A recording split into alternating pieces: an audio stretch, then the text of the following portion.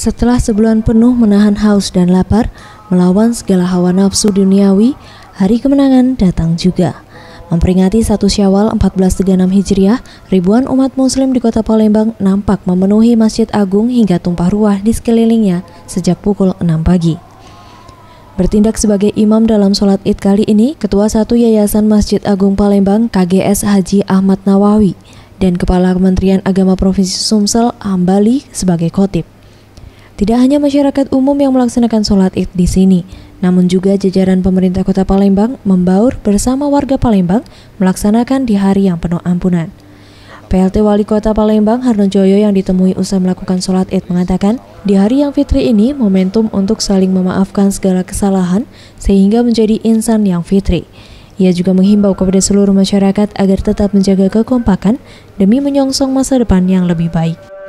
Momentum hari ini setelah kita melaksanakan sholat Id, ya mudah-mudahan ini kita dapat memanfaatkan untuk saling memaafkan kesalahan dan kekhilafan kita yang selama ini, sehingga kita menjadi insan yang betul-betul fitri.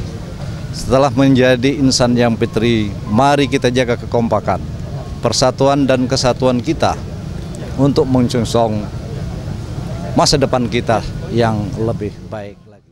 Sebelum meninggalkan Masjid Agung, Harnojoyo menyempatkan diri untuk secara langsung menyapa warga Palembang. Aprilia, Gusti Putus Martayasa, Sriwijaya TV.